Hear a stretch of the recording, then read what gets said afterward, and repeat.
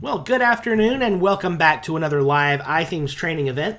My name is Nathan Ingram. I'm the host here at iThemes Training, and it is Google Analytics Bootcamp. So for the next 3 days, we're going to be talking all about Google Analytics and Google Data Studio with our fantastic presenter, Chris Edwards, who we'll introduce in just a moment. I do want to take a little bit of time here and walk through some of the details about this event for the next 3 days here. We are scheduled for 1 o'clock to 3 o'clock p.m. Central Time today, tomorrow, and Wednesday. And there'll be a lot of great information presented during that time. We'll also take plenty of time for questions and answers as well. This chat page where you are logged into today, the special chat room for this event, will also be the place where we will post the video replay and the handouts, slides, and so forth that will be made available to you as part of this event. Now, if you paid for today's event, first of all, thank you very much.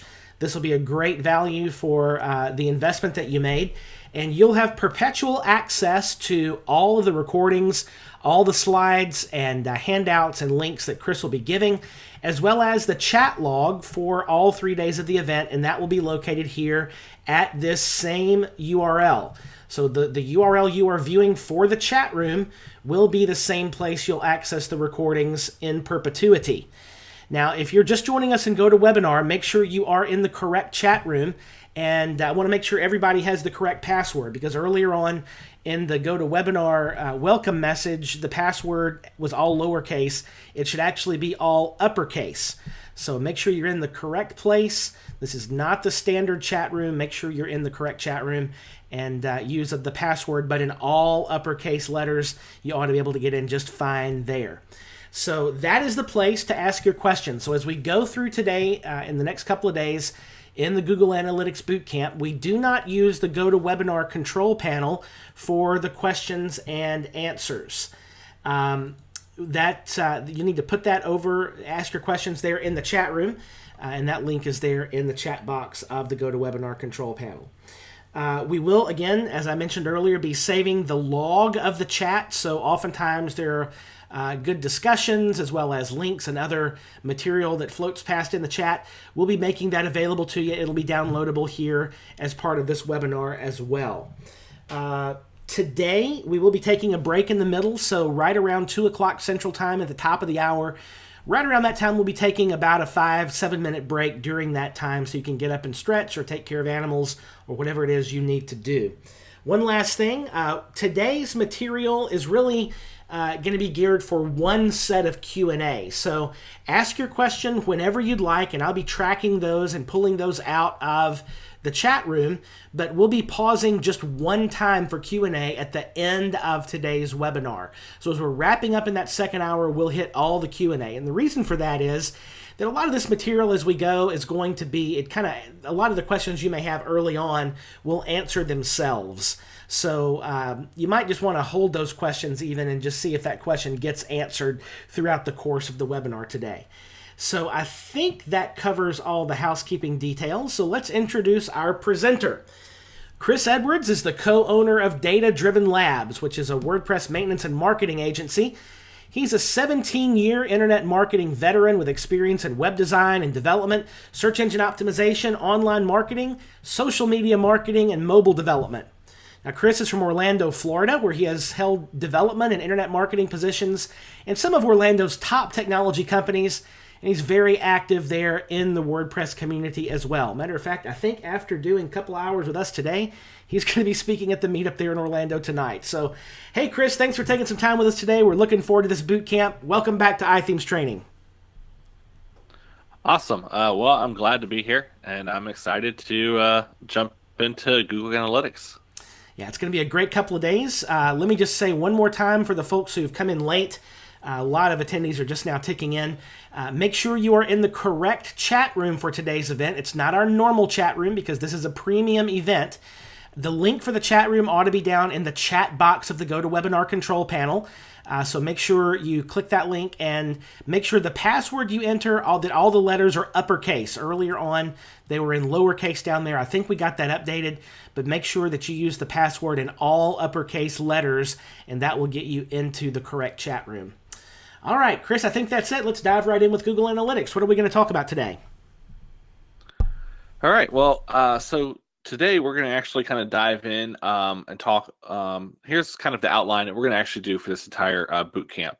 But today, our main focus is going to be on the setting up a measurement plan, setup and installation of Google Analytics. Then we're going to also talk about linking different products, different Google products into your analytics. We're going to do a brief overview of all 6 standard reports that are built into analytics, as well as diving in a little bit into some really cool stuff you can do with the real-time reports. Then we're also going to talk about filters and segments, event tracking, with a little bit more in-depth kind of diving into each type of what we would want to track with events, goal tracking, and then we're going to also talk about one of my favorite things, UTMs. And then day 2 and 3, we're going to go ahead. Day 2 is where we're going to really get advanced and really down and dirty into Google Analytics. We're going to talk about advanced filtering, custom reports, e-commerce tracking. That includes behavior and checkout funnels. We're also going to talk about conversion funnels and how that works with analytics and e-commerce tracking. And then we're going to even dive into channel grouping, custom dimensions and metrics, and even a new feature, calculated metrics, where we're able to actually create our own metrics within analytics by just combining other metrics that are being pulled. And then day 3, we're going to focus on really how do we display this information and how do we get that out there. So we're going to talk about creating a dashboard using Google Data Studio. And then in addition to just creating a dashboard, that's where we're going to go ahead and I'm going to show you some really cool stuff you can do with custom filters, even creating calculated fields inside of there. Also with how you can combine different data sources. So if you want to pull information from, say, Facebook ads or Twitter or any of these other sources, and not just from Google Analytics, I'm going to show you how you can do that and how we can combine that all into one report and create a nice executive overview of what's going on. And then I'm just going to show you some really cool tips and tricks that I've learned along the way with Data Studio that really makes it stand out and an excellent product. So, and then as Nathan said, we will have questions and answers each day to kind of dive into each of these different items. So, feel free to go ahead and post your question over in the chat, and Nathan will go ahead and bring those up during our question and answer time. And I'd love to try to answer those. We are leaving time to make sure that we can address as many of those questions as possible. All right, so I'm going to go ahead and just dive right in here. And we're going to go ahead and jump into our first item. So I want to talk about creating a measurement plan. So with Google Analytics, one of the things that we want to make sure we're doing is we want to create this measurement plan so that we can understand what and the why behind our tracking. Most people just look at Google Analytics as I have to do that. I'm setting up a website. I'm just going to grab this code, throw it on the website, and I'm done. And you could do that. There's most people we work with, that's what they do. When I ask them to have Google Analytics, I go, I think I do. I don't really know.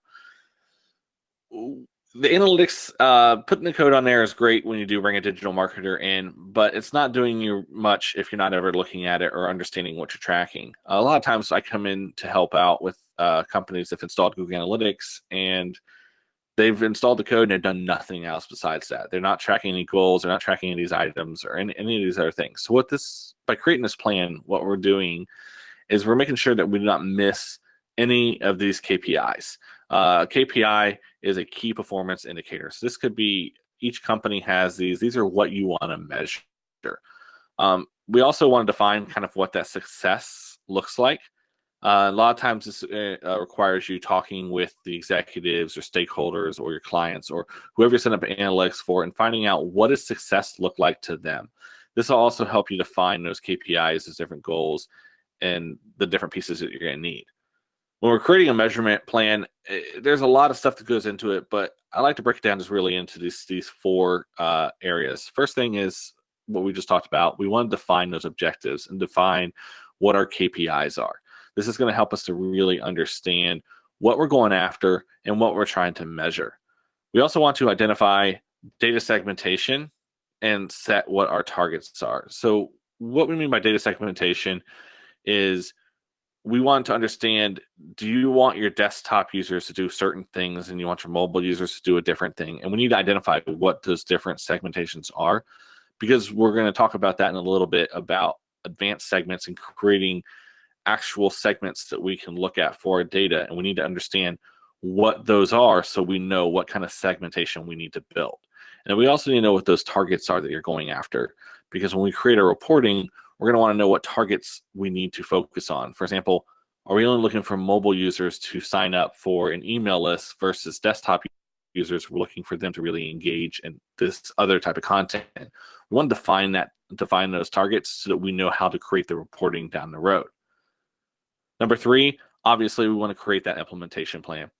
What I like to, whenever we're creating, setting up a Google Analytics account, creating an implementation plan, I think, is one of the most important aspects. And the reason for that is once you get inside of analytics, things get a little messy. There's things, Google Analytics moves things around all the time. Sometimes we'll do a live demo in conjunction when we're training people on analytics, and it'll always throw me for a loop because where one item was today, it's not there tomorrow. They've moved it around. And so what happens is if you don't create an implementation plan, you start just clicking around, adding things, and you forget to set up certain items. You forget to set up this goal or that goal, and you don't have everything set up. So by creating an implementation plan, basically a checklist, you're going to be able to go through and make sure that you've implemented every item that was needed. This is also a great way to get approval from your different departments and your executives and your stakeholders to understand this is what we're implementing. Also, some of these implementations may take you working with your developers, maybe your marketing department, or other people that may need to be involved. And so by creating this implementation plan, you can actually create that schedule for everybody to focus on. Once we've done that, obviously, as we talked about the segmentation piece and the targets, we've got to go ahead and define what our reporting is going to be.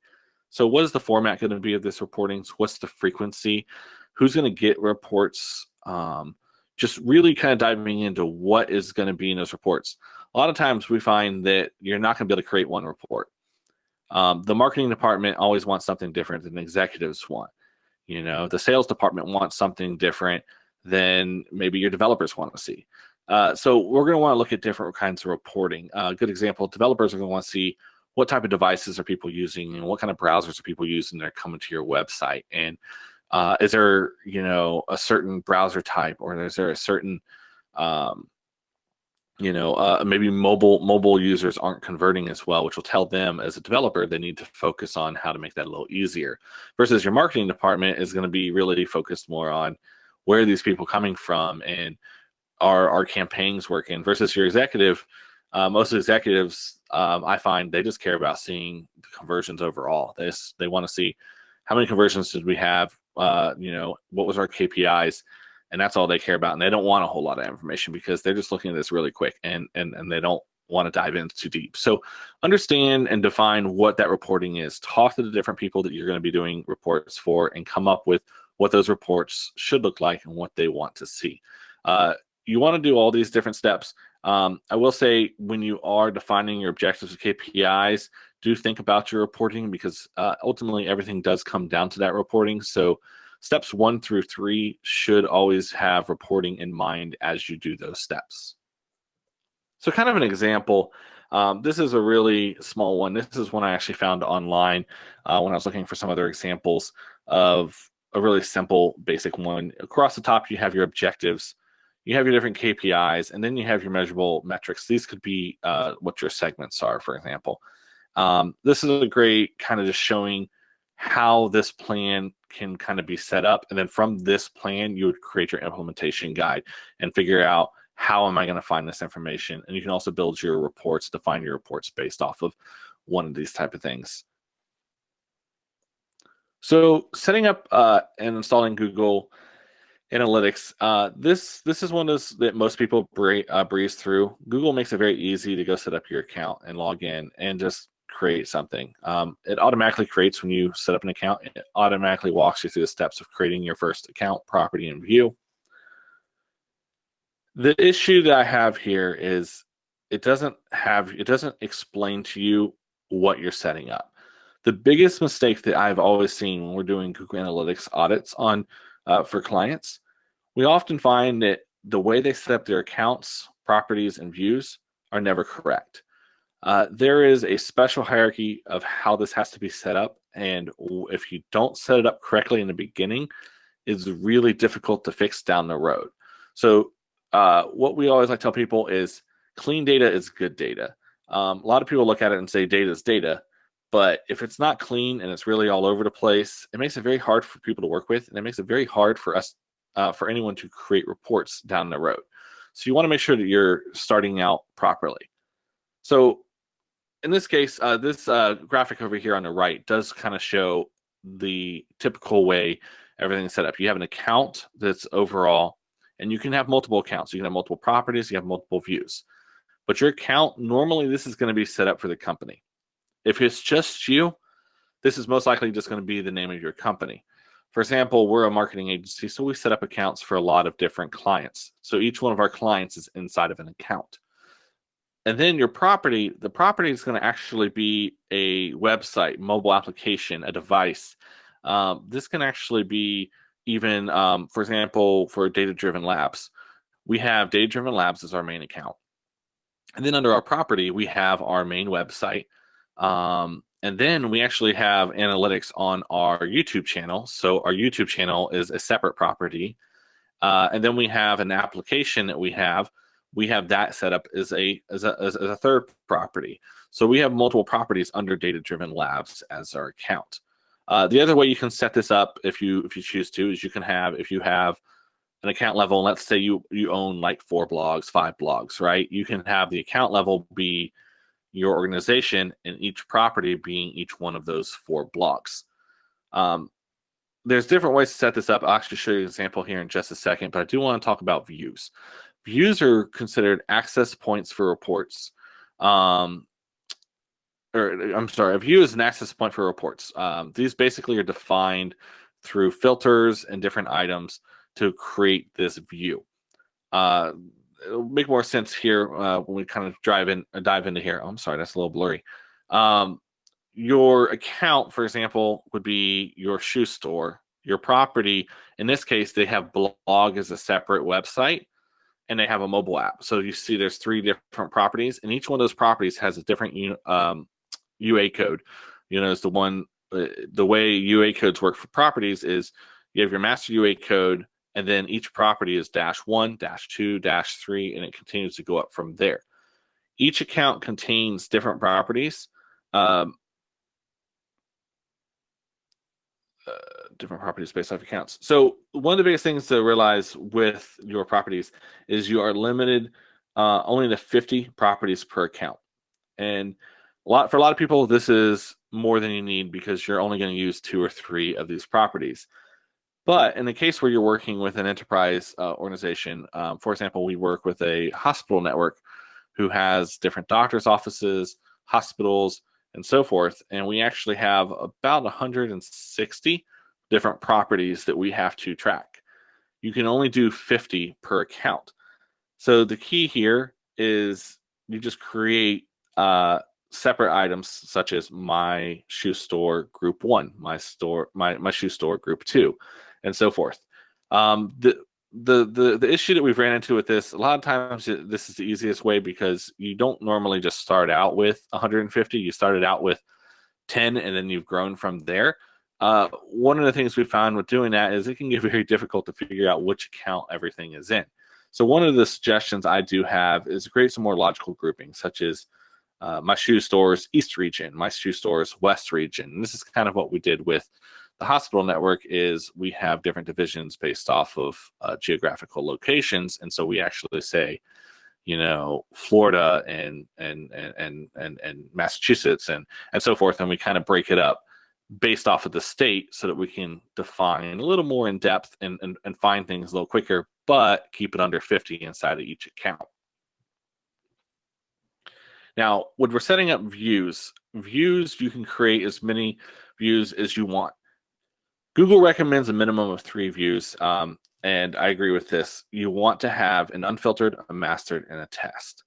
And when you set up your account, Google will create an account, a property, and then 1 view for your site, which they should, because they recommend using 3. I wish that they would just automatically set up all three for people. What you want to do, the reason we want to do this is we have three different types. So the unfiltered view, for example, this is your view that you don't ever touch. You don't ever apply. And we're going to talk about filters, and we're going to talk about ways to remove traffic from coming in and to clean up our data so we're not getting dirty data. But unfiltered view is exactly what it states. It has no filters on it. This is going to allow everything to come in. You want to have this view available.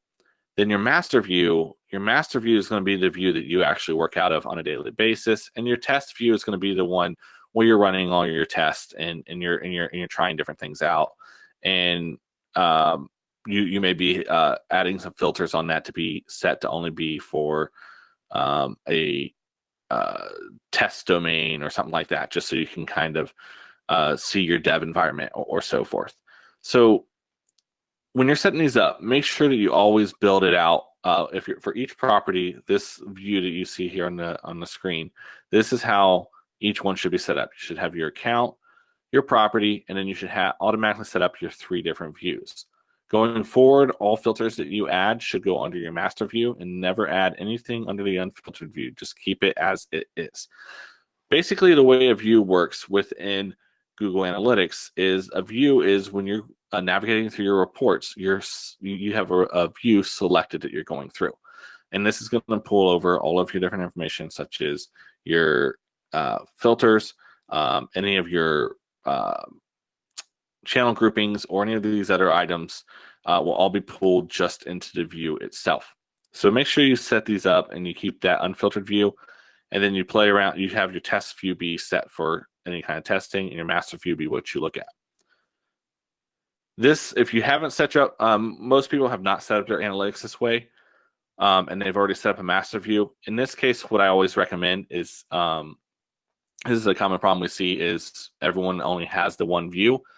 What I suggest that you can do, after this webinar, log into Google Analytics, create just a new view, and don't apply any filters to that, and make that new view be your unfiltered view. It won't have data going backwards, but it will have data going forwards. And the reason you have that unfiltered view is so that if something is not working right in your master view and you're missing out on traffic, you can use your unfiltered view to find out if those filters work. And we'll talk about that a little bit more when we get to the filter and segments section. So installing the code on your Google Analytics account, there's two different ways. You can use a plugin. One of my favorite I like to use is Monster Insights. It makes it really easy to install. They actually walk you through setting up. They'll even walk you through setting up your Google Analytics account. They don't do, just like we were just talking about, they don't walk you through creating the multiple views. So you do want to make sure that you do go back in and add the other views. But they will walk you through setting up your analytics account with that plugin.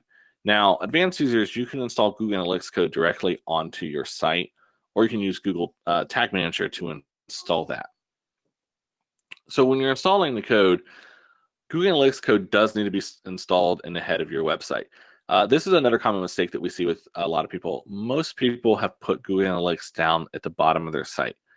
In the past, Google recommended, a very long time ago, Google recommended it being put down in the footer of your site. And this was done so that it could load last and it would help speed up your site. Google Analytics now loads asynchronously on your site, which means it does not cause any kind of page slowdown. It does not hold up any other scripts from loading while it's loading. But you do want to have it load as a first priority in the head section of your website, because you want to load faster than people can click over to another section. If you put it in your footer and there's another script on your website that's taking a while to load, you may lose page views as people jump from one place to another. So we do recommend putting it in the head section. If you're using a WordPress site, most themes have that option or setting that allows you to put scripts in the head section. You would need to check with, if they don't have that, you need to check with your theme support if you have a premium theme to find out where this can be found. The other thing you may need to do is add this directly into the code of your site. If you're not a developer and you're not sure what you're doing, I would work with a developer before you do that, because you can mess up your theme, or any theme updates could remove the Google Analytics code. So you'd want to set it up as a child theme and add it into the head section of your site. If you don't have the ability, if your theme does not have the option to add into the head, I would suggest using one of those plugins or finding a plugin that allows you to add code snippets into the head part of your website. So once you've installed Google Analytics, I want to talk about some product linking. Google Analytics allows for the ability for us to link to different Google products. So you can link this to your AdWords, AdSense. If you use AdExchange, you can connect to that. And there's other products such as Google Webmaster Tools. Linking this with your analytics account will enhance the data within all of the standard reports inside of Google. Google pulls all of this data into each table so you can compare each page and so forth to figure out what are your people from AdWords doing, or even with AdSense, some really cool stuff you can do with that, which I'll show you. So with AdWords, linking your analytics account is pretty simple. Inside your settings, or inside the settings section under admin, when you go to link the account, if you are logged in with your AdWords account, it will pull all of the AdWords accounts that you have access to within yours. With us, we have a manager account, so we have a whole lot of other ad accounts that show up. So in this case, we would need to go through and select the correct account that we want to associate. You can select multiple accounts if you do have multiple AdWords accounts that are running, and Google will pull all that data together into the reports.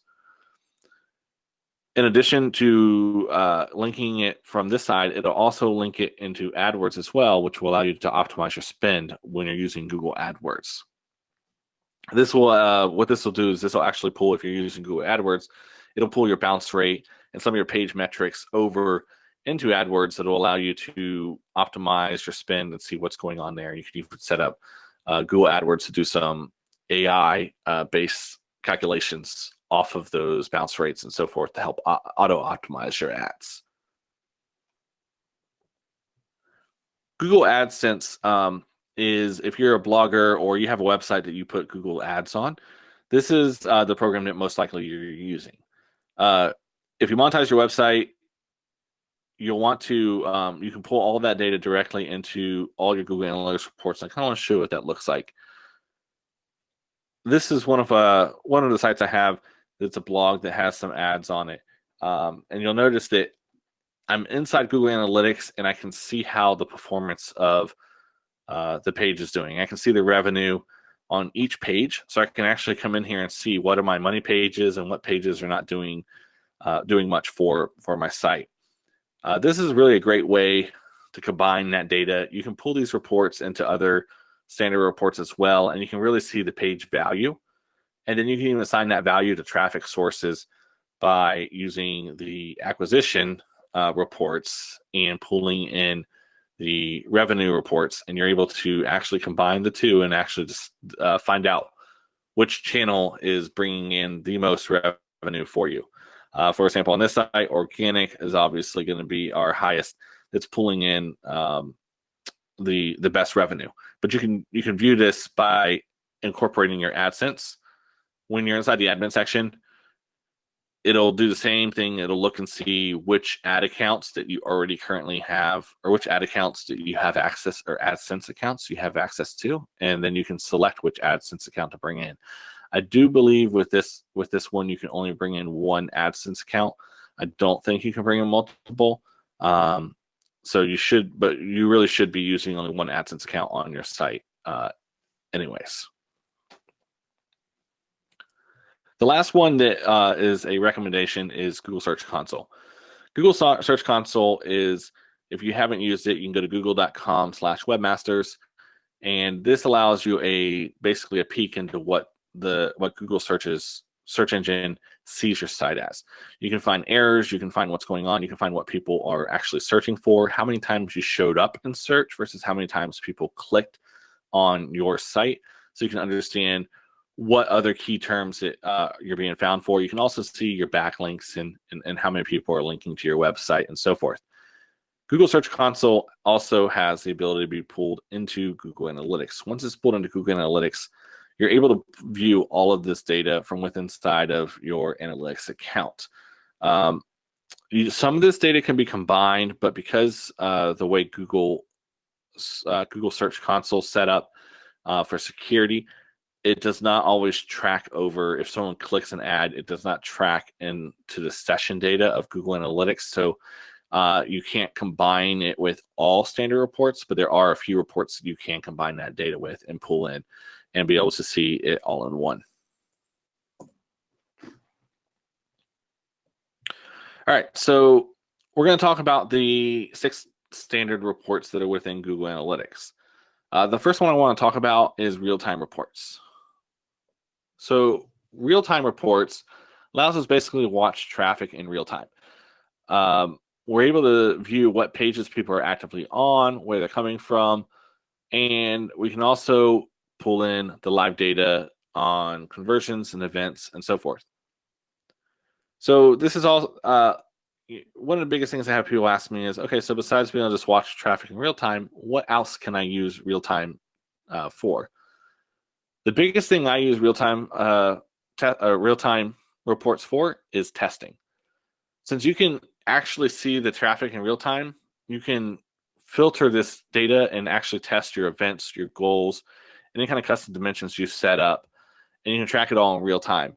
With Google Analytics, when you first set up your account, it takes up to 4 or 5 hours before you first see that data. Once your account has been running for a few days, it still takes about an hour before you'll see any of that data, an hour to 4 hours before you'll see any of that data in any of the other reports. If you're trying to run a quick test to see if a goal is working or if an event is working on your site, you would have to perform the conversion, wait about 4 or 5 hours, come back to Google Analytics, see if it worked. If it didn't work, start all over again. And that can be really frustrating when you're trying to troubleshoot something quickly for a client. So you can go ahead and turn on real-time tracking, go into real-time reports, and you can actually track and see what's actually going on your website at any point in time. Now, if you've got a lot of traffic or you've already got a lot of stuff going on, it can be very difficult to notice what's going on with that traffic. So my pro tip is to use a UTM. Create yourself your own UTM, and we'll talk about UTMs at the end of this presentation. But when you create a UTM, you can actually filter by that data, and you can see what's going on. So, for example, I created this is a site that has this is the Google Merchandise Store, and it has a whole lot of people at the website currently, 25 people.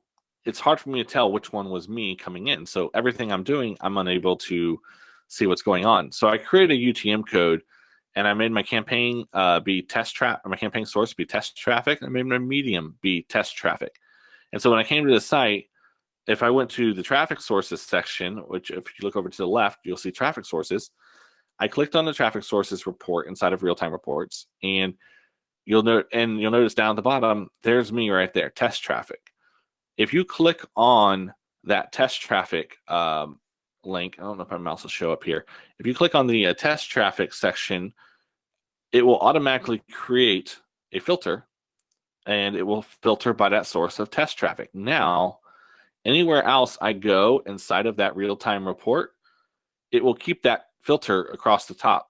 So it's keeping that source of test traffic. And so now I can actually click on events, I can click on conversions, I can click on locations, overview, and I can see only items that are coming through that session from that UTM tag I created. So now I am tracking just myself inside of real-time tracking. And this allows me then to go in here and, click on, submit an event so that we can actually see, did that work, and did that data come through for myself. So that's one of the biggest pro tips with real time. I actually use this almost every single time when I set up Google Analytics. This is the only way that I'm able to actually test that my implementation worked correctly. So I highly suggest trying out this method to see and test out analytics once you have implemented it. Other things you can use this for is you can create an office display. I've seen a lot of offices put their real-time reports right up on the screen and just leave it up there so that their marketing team or anyone else can kind of see what's going on the website. If you do an active campaign blast, it's kind of fun to watch and see how the traffic's flowing in and what that traffic is doing when it flows in. We had a email newsletter that we did not throttle, and we sent out accidentally to, well, it wasn't accidentally, but we did not throttle it, so we sent it out as a full blast to about 250,000 people. And it was really fun just to kind of watch how quickly they all came into our site. Also allows to load test our website, make sure it didn't stop working. But it allowed us to watch and see all these people coming in and see how effective our campaign was in real time, and watch what people were doing on our site, watch conversions live as they happened. We were able to even watch where people were going and so forth. The other thing you can do is you can also view trending content. So this is kind of, if you're more of a blogger or a news site, you can see actively right this second what are people looking at and what are people getting excited about, because then you can take that content right in that real time moment and push it out on other social media platforms, or you can, if you have the ability, you can bump it to be a featured article on your homepage so more people see it. There's a lot of stuff you can do when you know instantly what's trending on your site, and this is obviously tiered a little bit more to larger sites that have a larger amount of traffic. But you'll be able to see instantly, right now, this is trending. Let me go ahead and capitalize on this before this stops trending. As most of you know, with things going viral and things trending, they only trend for a little bit, sometimes only a few minutes. So when you see that coming in, you want to react right away, not wait 4 hours for it to show up in your analytics reports and then try to react 4 hours later. So our second set of standard reports is our audience reports. Audience reports are going to really just tell us what people are doing within our site. This is one of the largest sections. It has over 15 subsections in it. But this allows us really kind of dive in. We can see like demographics. We can see people's interests if you have that set up. We can see their location, where they're coming from. And we can also see what type of technology they're using, and just really kind of dive into all these different pieces and really understand how these work. During tomorrow's section, we'll actually dive a little more in depth into things such as cohort analysis, lifetime value, which is kind of still in testing, so it's a little there's still some stuff they're working out. But the other one I do want to kind of show off is I want to show off actual audiences, and we'll be showing that kind of more in depth on tomorrow about how that piece works. Acquisition reports is telling us where our traffic is coming from. This is probably my favorite report besides the conversions report within Google Analytics, because this tells me what's working. I'm a digital marketer. I want to know where my traffic came from and what worked, what didn't work. So within here, we can actually, under acquisition, we're able to find things like our different traffic sources. When we talked earlier about linking AdWords, this is where you're going to actually find that linking.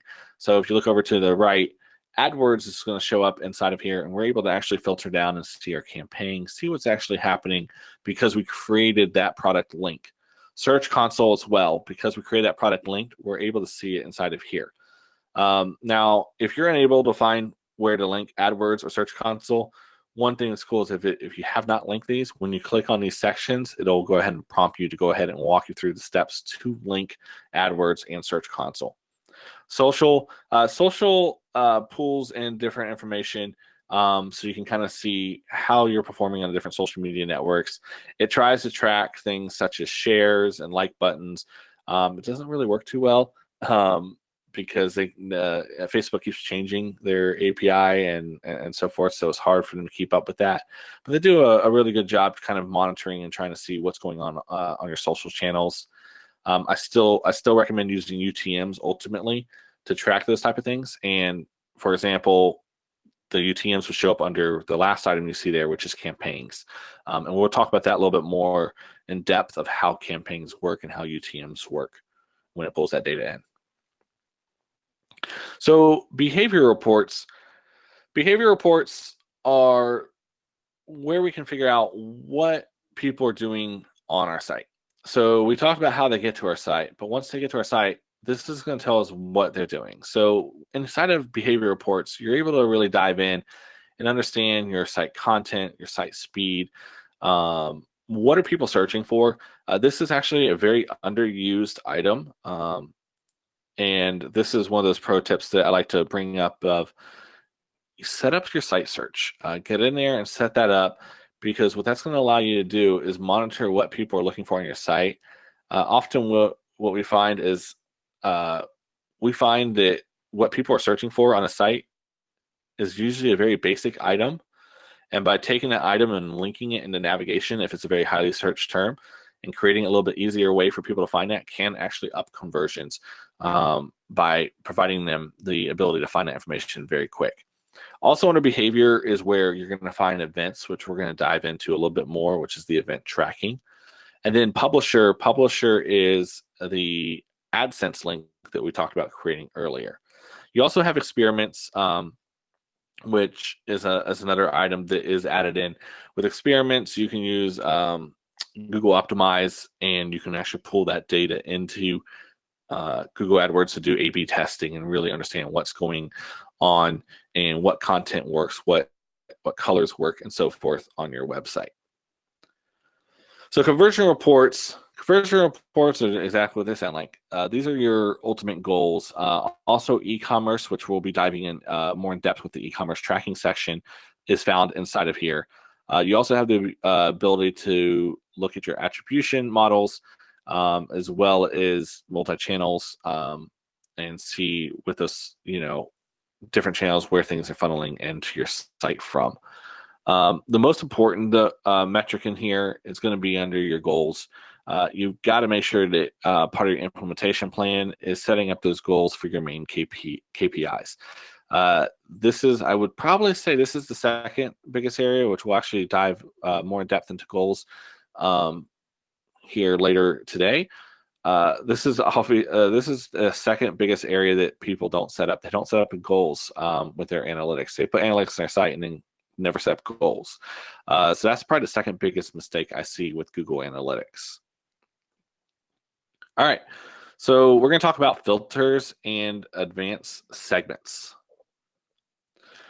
So filters, filter versus an advanced segment. A filter is applied back at the profile view. So if you remember earlier, we were talking about when you set up your account and you have different views, the filter is actually applied onto that individual view. And this is why we talk about having an unfiltered view and then your master view. Because the filter, whatever filters you set up, they are permanent. They're basically going to stop the data from ever being saved into that view. So that's the biggest thing I want to kind of hammer home, because we work with clients who set up filters and then come back and say, oops, I put too much stuff in that filter. I didn't set up an unfiltered view. Can I see the data that I lost? And unfortunately, no. It is permanent. Once you add it in there, it basically creates a firewall and it stops that data from ever coming into that view.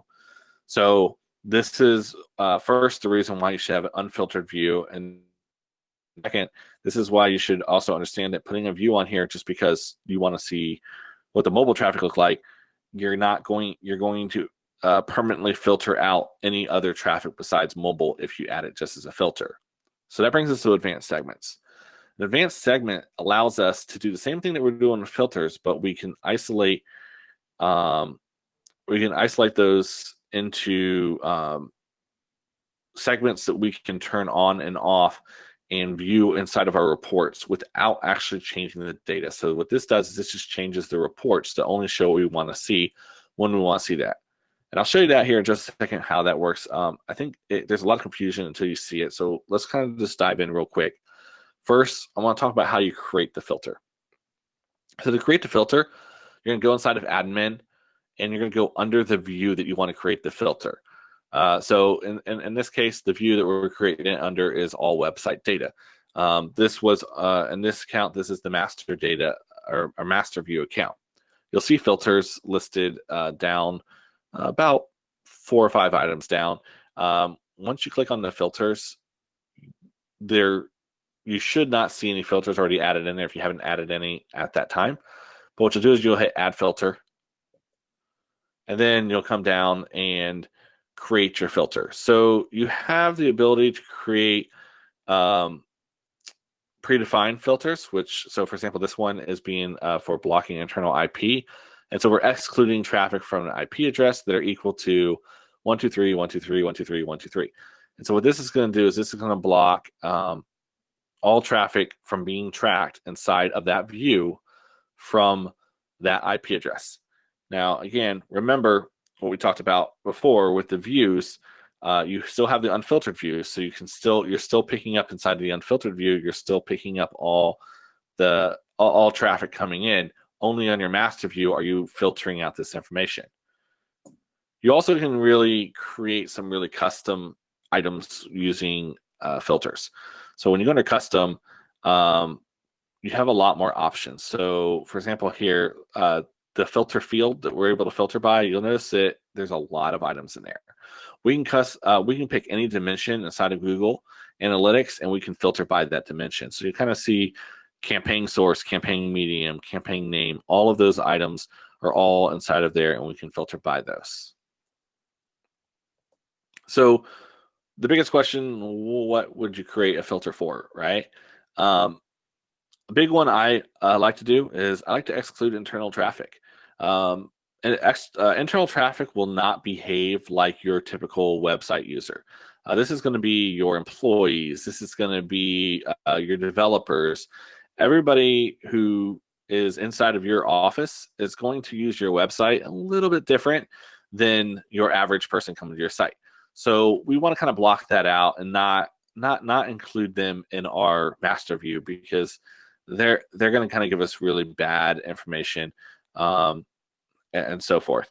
So excluding internal traffic is very simple to do. This is kind of an example over on the right of how you can create that filter. You can actually do it with the predefined filter types and pull that traffic out. So another one is excluding your development sites. If you do a lot of local development and you have a site pulled down onto your server at home, your data will, if you have Google Analytics installed, that data will still be tracking over to your Google Analytics account, even though it's technically a different URL because it's a dev URL. So the best way to do that is to go ahead and exclude that development site, pull it out, and don't put it into that filter or into that view. Now, as you see here, this is showing you how to exclude one. What I would then do in this case is, because I'm excluding that local site, I still may want to test my analytics code that I've created on my local site. So what you're going to want to then do is create another view under your property that will be, I would call that view dev site only, right? And then within that dev site, what you're going to then create is you're going to create another filter that includes only traffic to the that contain the host name .local, fnmaze.local in this case. And so that's going to have that filter only picking up on traffic to the dev site. So now you can understand why you can have more than just those 3 views that we talked about earlier. You can have additional views added for these different types of development sites. Now, the test view we talked about is where I would probably put this include filter. However, if you have multiple development sites, you can create a view for each one of those development sites. And this allows you basically to track that information for each one of those sites. Other things you can do is lowercase on campaign attributes. And so kind of what I want to dive in here is when you create a UTM or you create any of those, you create any kind of campaign going on, if you put in a capital letters, lowercase letters, or camel case, they all are going to track as different items inside of analytics, because analytics is case sensitive. So if you have spring campaign and you put it all lowercase, and then somebody else on your team capitalizes the word spring and capitalizes the word campaign, and you have somebody else who just loves the caps lock key on their keyboard and they put it in all caps, all 3 of those would track as different as a different campaign. And that's going to make your filter. That's going to make when you're creating your filters, and that's going to make when you're creating your advanced segments. It's going to make it very difficult for you to pull that information down the road and create reports, because you're going to have to pull all three of those and then combine that data together. So what we recommend doing is creating a filter on the view that will then come in and lowercase all of the campaign information. So you'll see here we did a custom filter and we did lowercase, and then we just picked the filter field that we want to do. So campaign medium. You're going to want to create this for all campaign parameters. So campaign medium, campaign source, campaign content, campaign term, and campaign name. And force them all to be lowercase. I do wish this was just a setting that you could just turn on inside of Google Analytics, but as of right now, it is not. So this is how you can overwrite that and make that happen. I like to make everything lowercase. You can also do this with page names, things like that. But I always try to push all of these items to be lowercase. It just makes it a little easier. The other thing is excluding all query parameters. So when you, most websites, when you create, like, for example, an order or something like that, a lot of times they'll have in there ID equals 1, 2, 3, 4, and then the next person will have 4, 3, 2, 1, and they'll have like their customer ID number inside of there. This is going to start going away just because of GDPR. A lot of people are going, a lot of different plugins that have shopping carts are going to stop putting that identifiable information into the URL string. However, you may have this. This could be also inside, like if you have a form or you have comments. If someone goes to your website and they go down to a certain comment on your website, it'll say comment number 155. All of those items will show up inside of analytics as a different page. And that can get really annoying when you're just trying to understand all the traffic to this one page, because if you go down to the different comment section, you're still hitting that same page, because you can scroll up, you can scroll down, and I don't want to have all these different query strings. I've seen sites that literally are only 20 pages big, have over 2,000 different pages show up inside of Google Analytics because of just basically all these query strings get added. So you can create a filter that actually extracts that out. It's a little more complex. You can download these filters. We'll actually provide those at the end of this webinar to you guys, so you can download these filters. But there is a way, and you'll see here how this works. If you were to set this filter up yourself, there is some regex code and such inside of here. But you can set these up to pull out that data. Other things you could do, you can also include or exclude specific campaigns. You can do lowercase on the domain. Most domains end up being lowercase by the server, but if they don't, you can actually force it to be through view filters. You can attach a host name to the request URL. So, for example, when you're inside Google Analytics, everything just shows up as page.html or just /page or whatever. You can actually force it to have the domain in there. The reason why you might do this is if you have a wrap-up account. Sometimes what you'll create is you'll create a Google Analytics account that kind of wraps up all of your properties into one. And if you have that, you may want to put the domain in there if you have multiple domains showing up. I have, for example, the one client we talked about that has over 150 different properties. We have one Google Analytics account that runs. We have one Google Analytics account that runs for each property, but then we have one overall Google Analytics account that runs on all 150 properties, so we can actually pull and see what the traffic is over our entire network. So on that one, we actually have this set up so I can actually see the domain, because it gets very confusing when I see a bunch of the same, root directory pages, and that's very difficult for me to tell, well, which URL is this from. You can also create a view that includes mobile only, which there's some people who want to do that. I recommend not doing that. I recommend using advanced segments for that, which we'll dive into here right after this. And then being able to include and exclude traffic to a specific subdirectory. So, for example, if you want to just show off, you want to have just a view for, say, your blog or just a view for your shop, you can do that as well through through filters. Again, that's another one I do recommend to save for advanced segments. But there are use cases where certain people do want to just show off just their blog, or they want to exclude their blog from a certain view that they have set up. All right. So, Nathan, I do want to check. Do we want to go ahead and take a break real quick before I dive into advanced segments and give people a quick little break? Yeah, this will be a good time to take a break. We also, there are a number of questions that have come up as you have gone through the setup and some of these filtering things as well. Do you want to do those questions now, or do you want to wait until the very end?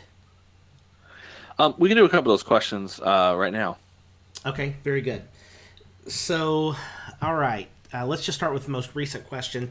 Rebecca said that she does like to track internal traffic because employees tend to think they know how people use the site. Is there a way to track internal traffic, but at the same time have it not pollute the pure data? Yes, yes. So this kind of goes back on what we were talking about with the dev site and creating your filters. What I would suggest is creating a view that could be internal traffic only, and having that view set up with a filter on it that only includes traffic from a certain IP address and excludes all other traffic. So you can create a filter on that view, and then I would call it internal traffic only. And we actually have a few clients that do that. We have a local or not. We have a university that does that. They want to track everybody. They want to track what their students are doing, but then they want to track separately from what their students are doing, what people that are not on their campus are doing on their website. And so they have different views for on campus and off campus. Interesting. And can you confirm in the chat here that's being asked, filters apply only to certain views? Is that right? Yes, a filter applies just to the view that you're putting that filter onto. Great. Several questions about setup. Randy mentioned early on that he had no clue that you could set up YouTube in Google Analytics. Where do you find information on this? Or are you going to hit that later? I actually found this just this week.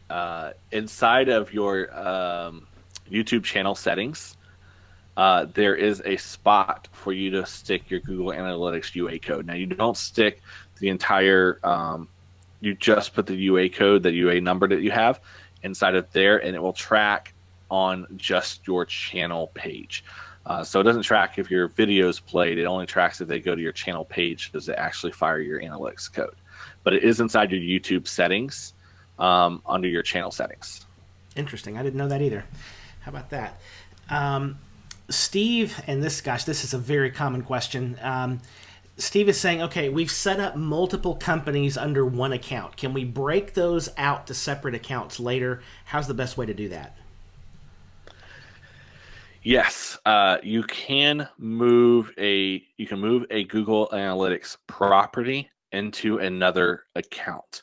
What I will do on that one is I will add that to tomorrow. I should have some time tomorrow to cover that. So let me go ahead. I'm gonna go ahead and add that to tomorrow to show you where to do that, because it's kind of hard to find. And if you don't do it right, you can mess things up. So I want to show you. I don't want to just tell you, but there is a way to move properties from one account to another account. That is great, and I think that will be very valuable for tomorrow. Wonderful. Kathleen would like to know, do you link your Google My Business listing into Google Analytics somehow? Is there a way to see that data?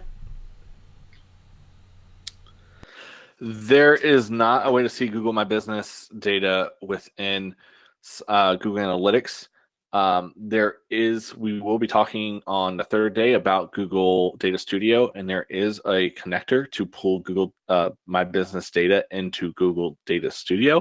So then you can kind of combine and create dashboards based off of that. Fantastic. My own worst enemy would like to know, you mentioned earlier to be sure to set up your site search. Could you elaborate a little more on that, about how you set up your site search to work with Google Analytics? Yes, I can.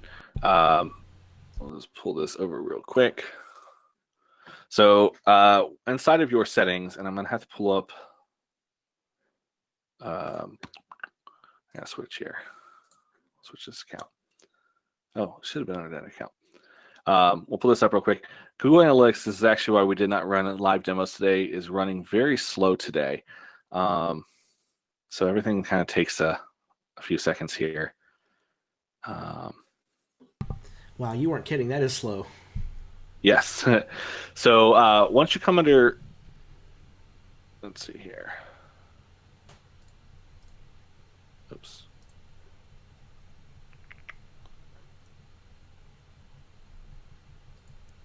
All right.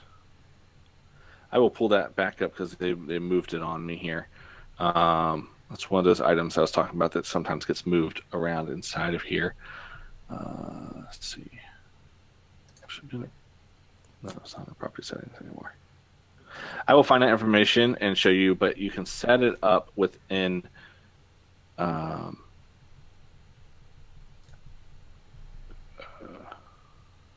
sure. I will find that for you, and I will show it to you here. I got to find it. They moved it on me. It used to be inside of here, and I can't find it now. Google Analytics is notorious for moving stuff around, aren't they? Yes. They've literally moved stuff in the middle of me working in it before, which is fun. So I will find that and show you where that's located for you as well. All right, one more question. We'll But you pause for a can't set break it in here. Yeah. Let's see. Doe would like to know, is there a way to set up Google Analytics to show live content on a client's website? She doesn't really want them to have to access their Google Analytics account.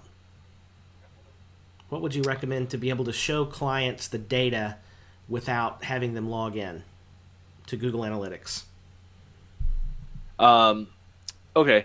Yeah. So when we talk about creating Google Data Studio on the third day, on Thursday, you can share the reports out of Google Data Studio with the client so they can just view the reports.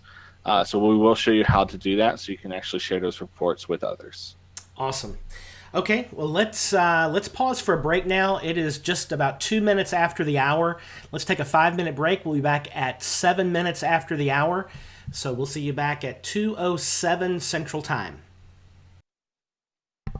All right, it is 2:07 and we are back. All right. I did want to quickly address real fast. I did find where they moved that over to. And this is the for site search? the site search. Yes, for the site search. And I want to show you real quick how you can set that up. So when you come into your admin panel, when you come all the way over to the view that you want to use, so for example, this one I'm going to use all website, and you hit view settings, when you scroll down all the way down here at the bottom, it's in the weirdest place, but you have site search settings, and it's turned off. When you click this to turn it on, it's going to turn around and it's going to ask you for the query parameters to use for your search query. So the way we do this and how you find this is you go to your website and you either go to a 404 page or anywhere you have a search on your site. You type in the keyword that you want to search for. You hit enter. This is for a WordPress site, but this can also be for any other site that you have that has search. And what will happen is most sites will give you a string that's put behind a query string. So $S equals keyword.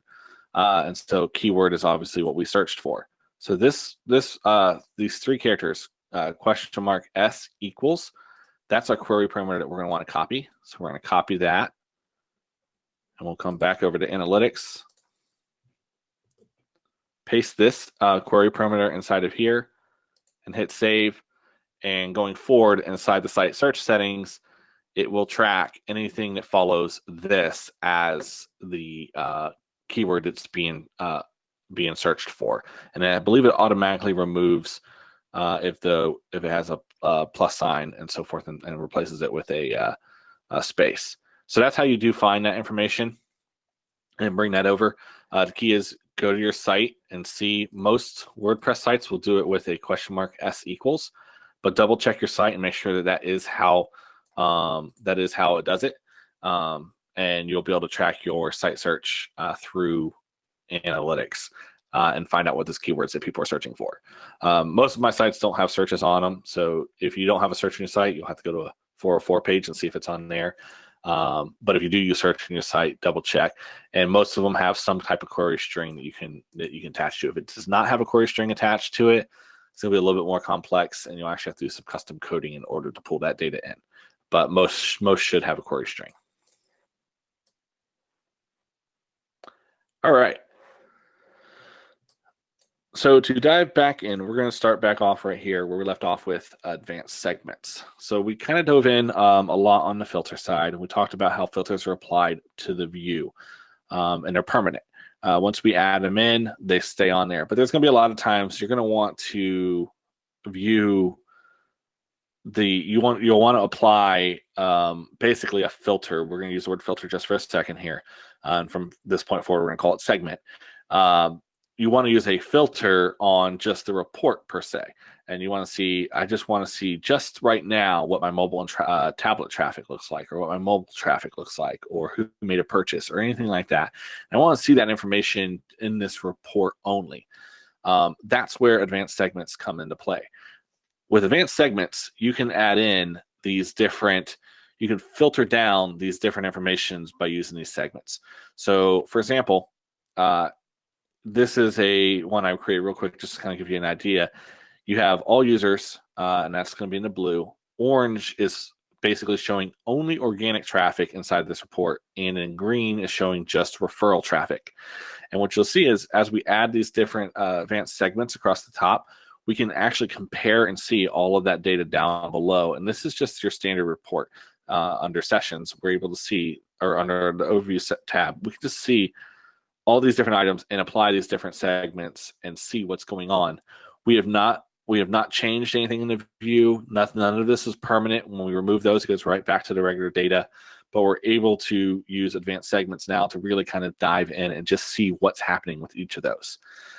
So from this chart here, you can really see how important these are, how well these work out, because you can really kind of compare that data. I use advanced segments almost daily in Google Analytics because it does allow me to see all these different items. And tomorrow we're going to actually show you how to create shortcuts and custom reports that automatically already pull these segments in, so you can access this report without having to set it up each day. You can quickly access it. So as you can see back here, we have, when you go to create a new or add a segment, there's already system generated ones. These are ones that are already in there that you can pull. There's a whole bunch of really useful ones. Mobile traffic, mobile and tablet traffic. I use that one a lot. Direct traffic is one I use a lot. There's also one in here that shows organic referral and so forth. There's a lot of pre-built ones in here that are really great, but often you're going to want to create your own custom ones. And so I do want to show you how you can create that custom one. So here in any standard report, up at the top, you always see the all users, and it should be 100% of your sessions because it is all of your users. You'll see next to it, and it'll be kind of faded. It'll be gray, but you'll see the add segment. When we click on add segment, it's going to open up this section here that's going to allow us to basically choose any of those other segments that are already predefined, which you see down across the right. I'm sorry, down in the middle there. But up in the top left where the arrow's pointing, you'll see a button that says new segment. This is where we can actually create our new segment. So when you create a new segment, these three different, I need to number these three different arrows are showing you. Basically, you want to put in what you're going to call the segment. So this is going to be something that identifies it so that you recognize it. And over on the left, it's going to be, you can pick from demographics, technology, behavior, traffic sources, or you can even go advanced where you can actually pick individual conditions and so forth. And then you're going to save out your custom segment. So other cool things you can do with these is using the advanced section. I almost always use the advanced section because it's the easiest for me. But with the advanced section, you're able to come in here and you can actually create, I can say any of the things that we're able to create a filter for, we can create inside of here. So you see we have our dimension there, which right now is set to add content, contains, and then you have the box there. You can do contains, matches exactly, any of those different items to really kind of create this really advanced filter and showcase what's happening there. So we can pick any dimension, add content's picked, but you can go into You know, that a maybe traffic source contains, when we're looking at test traffic, for example, we can say medium contains the word test traffic. And so we can kind of really filter that down. We can look at different campaigns, how certain campaigns worked, how UTMs worked. And we use these advanced segments to really focus in on those individual items and pull those in. The other cool thing that you're able to do is you're able to actually come in here and create sequences. These are actually really cool because you can say that they did this, and then they did this, and then they did this, and I want to see that traffic. So this is great if you want to see how many people maybe went, say, to your homepage and then went to your shop, and you want to see everything that they did after that. And so you can actually create the sequence. So it'd be step 1, visited homepage. Step 2, visited shop. This is also a great way if you want to see, I want to find people who visited blog and then visited my homepage, and I want to see what they did after they visited my homepage. But I don't want to see just people who only visited my blog and never went to my homepage, because I just want to filter that traffic out. So you can do some really cool stuff with sequences. A lot of this is going to come down to more of a funnel, and you can kind of create. It's almost basically saying, if they've gone through this specific funnel, I want to see what that traffic did, and base my report based off of that. So these are kind of really cool stuff that you can do with segments. I do want to show some of the common ones, or probably top 10 recommendations that I have for ones to create, is basically creating segmentation by referrer and traffic source, which we kind of already showed that a little bit on the first example where we were looking organic and so forth. But you can even break that down into certain websites. So let's say you have a website that links to your site that sends a lot of traffic. You can create just a segment for that, so that we can filter down and see who came from that website to your site and what did they do. We can do segmentation by visitor type. We could do like location geography, the content they viewed, landing page type, what actions they took. We can actually filter, say, people who maybe completed a event that we're tracking or completed a goal. We can say we want to segment only to that person because we want to see where they came from, what they do on our site, what kind of pages they visited. So we can actually segment by action taken. We can segment by the value. This only works if you're pulling in value for goal value, which we'll talk about here in just a minute. Demographics. This is really great for us kind of to dive in and see what certain demographic groups are doing on our site. Engagement, and then, of course, all devs' favorite, technology. Technology, even though I have it listed as number 10, it's actually one of the highest ones I use, because I really am curious to see what my desktop traffic versus what my mobile and tablet traffic are doing.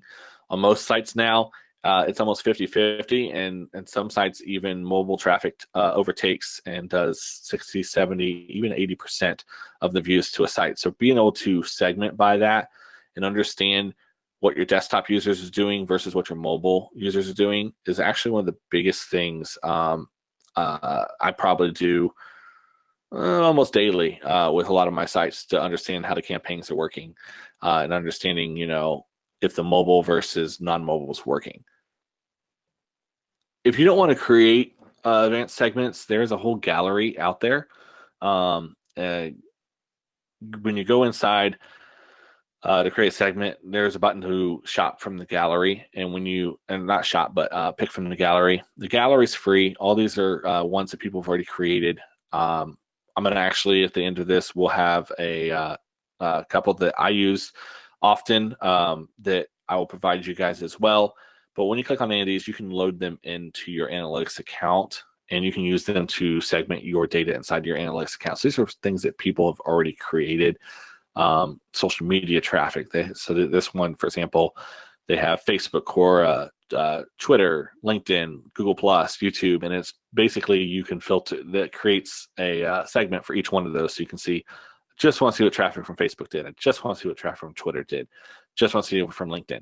So they've already gone through the effort of creating all these, so you can actually load all of them in, and it works great. I actually will use things from the gallery when I'm trying to pull in a whole bunch really quick, because there's a lot of people who've already taken the time and effort to create these, so it's really easy to quickly add into your analytics account. So I do highly suggest using those for advanced segments. Because advanced segments is a very important piece. Before I jump into the next item, which is event tracking, which kind of switches gears, I did want to really quick open up and just ask if there were any questions on advanced segments that I can answer, because I want to make sure people understand the difference between filters and segments. Yeah, just one question has popped in. I think it's an interesting one from Ben, who would like to know: is there a way to avoid seeing payment gateways as referral traffic? Yes, there is. That's actually called referral exclusion, and I think we're covering that. We're going to be covering that tomorrow. I'll make sure I'll add it to my notes, double check that we're covering that tomorrow. But that's called referral exclusions. And there's a referral exclusion list inside your settings, which we will be diving in under view settings. We'll be diving in how to set those different settings up properly. But you would set up, for example, PayPal. You set PayPal.com as a referral exclusion. And what it will do is not count that as a new session. So if the person leaves and then comes back, but they come back from PayPal, it'll combine them back to their old session. Fantastic. Just one other clarification here from Randy. To be clear, he says a segment is like a filter for a report. Is that right? Yes, correct. It is a non-permanent filter for a report. Fantastic. Okay, I think that's it for this set of questions. All right. We'll go ahead and jump right into where we're getting to talking about events and goals. So this is where what analytics is all about. So all the other stuff is really cool. That's great for seeing your data that's coming in, but this is where we're going to actually find out if they're doing what we want them to do. This is our KPIs. This is tracking what people are actually doing on our site besides just looking at content. So what is event tracking? This is basically any kind of user interaction that can be tracked independently from like a web page or a screen load. So what Google automatically tracks is what you call page views. So every time you go to a page view fires, and we can see that you hit that page. We can't see anything else you do on that page. With analytics out of the box, all we're seeing is just that you landed on the blog page, or you landed on this particular article, but we can't see what else you're doing on that page. So event tracking allows us now to basically track any kind of downloads, mobile ad clicks, gadgets, flash elements, Ajax embedded elements, even video plays. There's scripts you can install that can actually even track percentage of the video watched. We can basically fire these different events at any point in time on the page. So these are separate from page views. I like to tell people, if a page view, when you look at a site, it automatically tracks page views. But if you can't track through page views, you can push an event to track it. So when you're talking about event tracking, we have different event categories, event action, event labels. So you can kind of see here. This is a quick little of a UTM Chrome extension. And you can see that we were tracking every time somebody would copy the code. So we had an event fire when they hit copy. We had an event fire when they would add a new code, or when they would save the code. So we tracked each of these as different events. You can see these are actually not them going to a new page. This is just a copy as them just hitting the button copy. They didn't switch pages. So therefore, a page view tracking would not have picked it up, but event tracking, we're able to fire an event. So I want to kind of, before we talk about how you do an event, how you set up the event tracking, I do want to talk about what the different items are. So with event tracking, you have categories, you have actions, and you have labels. So an event category, this is going to be the name assigned to a group of similar events. So you can do, and this is actually a good example over on the right. They have profitable engagement, reading YouTube videos, and traffic to other websites. So they're most likely tracking clicks on that fourth one to other websites. So YouTube videos, we're going to follow through with the YouTube videos category for this example, just so we can kind of follow along with one. So when you have action, this is the action that they took on that item. So this can be a click, this could be a sign up. And you saw back in my other example that we were tracking it as copy, and when they save a code or when they copy a code. In this case, in the example that's over on the right, we're tracking the progress of the video. So did they hit play? Did they pause the video? And then this one actually fires off an event when they hit 50%, when they hit 75%, and of course at 0%, so that we can kind of almost track along how far they go along. So that's our event actions. And then you have event labels. So in this case, or in this, event label, basically it's the name of the element you're tracking. So this gets confused with category. And I do want to make sure that you understand the difference. An example would be, we talked about the category for this whole example was YouTube videos. So the event label is actually YouTube video name. So this one's creating combination charts in Excel and big data analytics with Excel 2013. So those were the two video names they're pulling in. Kind of give you an idea of how I do it, so that it kind of also shows you the way that I use labels and actions. On our website for Data Driven Labs, on every single page, usually near the bottom or something, we have a contact us form. And then and what we do is, the actual category name for that is just contact us form inside of our analytics. And then what we do is we track submitted as our action. So when they actually submit a contact lead, that's our action. And then what we do for our label is we actually bring in the page name that they submitted from. And so what this does is this allows us to see overall how many leads came in on the category of contact us form. So we can see how many people filled out our contact us form, period. But then we can also narrow it down actually to the individual pages, because the labels are actually our page names that they submitted that. So I can see, did they submit that from our SEO page or from our PPC page, or any of those other pages. I can actually come in and see which pages they were submitted. So overall, I can come in and say, hey, our SEO page is getting tons of leads, but our PPC page maybe not so much. And so we have that ability to use labels to track that. I do want to say, these you can set up however you want. You have category, you have action, and you have label. Get creative, set them up the best way that you feel will work for you. Some people want to set them up differently than others, and there is no rules on how you set this up. My biggest thing here is just stay organized. Make sure that the way you set it up, that you think down the road. A lot of things with analytics is short-sighted. People just look at what they're trying to track right then, and they don't look at what they may be trying to do later down the road. So make sure that you set it up with tracking. You set up all your tracking, and you make sure that you think about, what will this do? How will this hinder me in the future when you're setting it up, so that you can make sure it's nice, clean, organized, and easy to find things. I have logged into sites before where the event section, they tracked everything and there was no organization, and it was just a mess, and it made it very difficult. We ended up just having to use segments to just advanced segments and create custom dashboards just to see what we wanted to see, because it was just so messy, because they just put everything in there.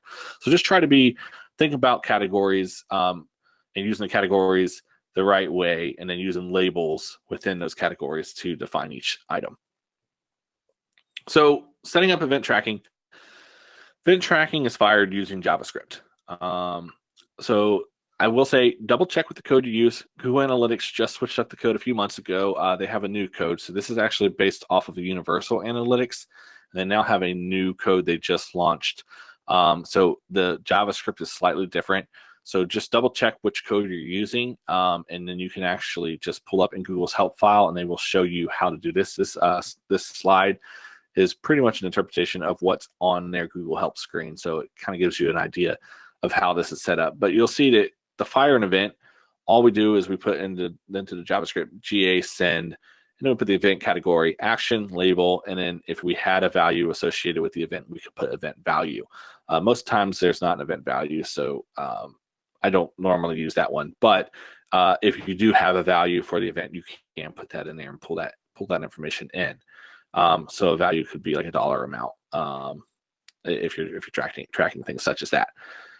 So down below, you'll see the example. We have send, event, videos, play, and then fall campaign. So fall campaign is our label, play is our action, and videos is our category. You can set these up if you're tracking, for example, a link. You can set this up to fire by just adding a parameter into your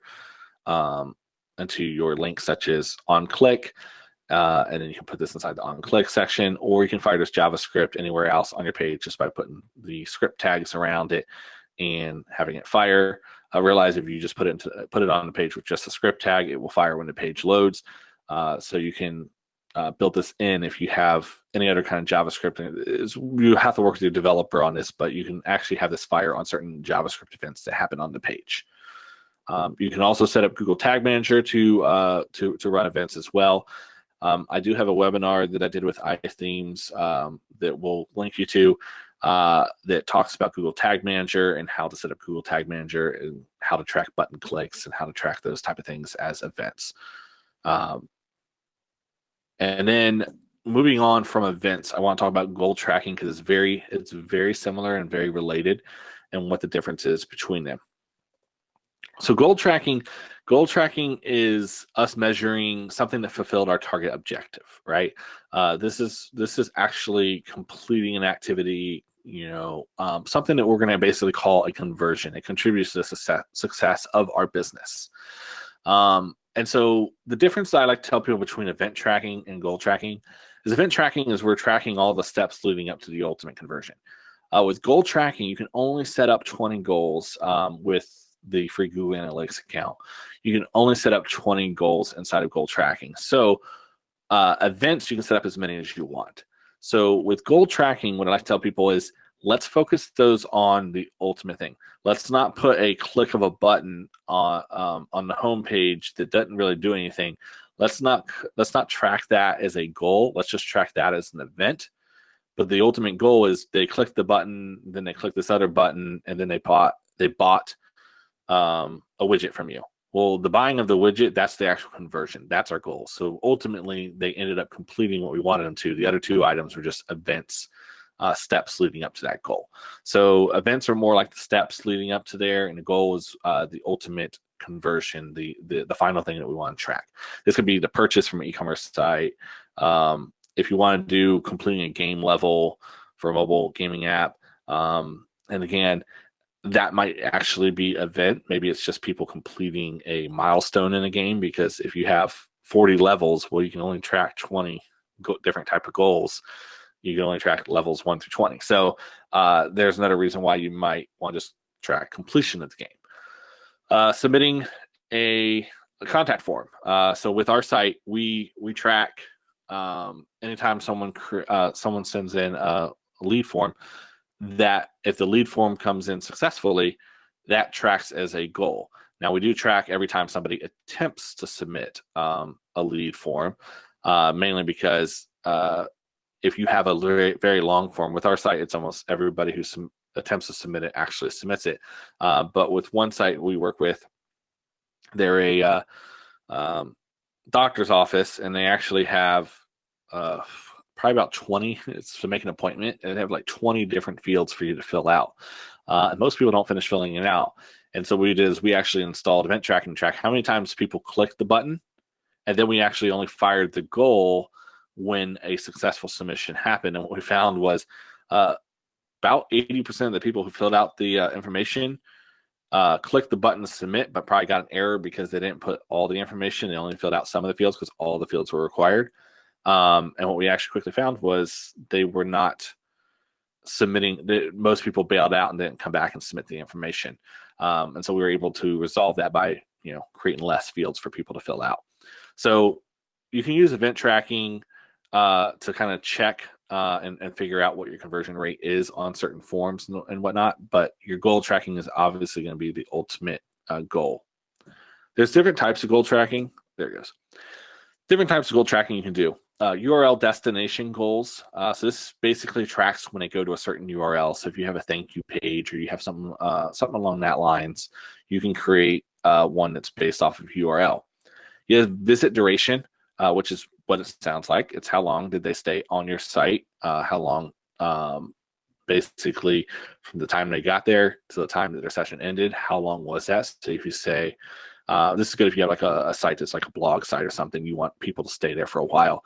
So if you say, I want to see, I consider people who stayed on my site for longer than 5 minutes, they must have been very engaged in my content. So that's a goal being completed for duration.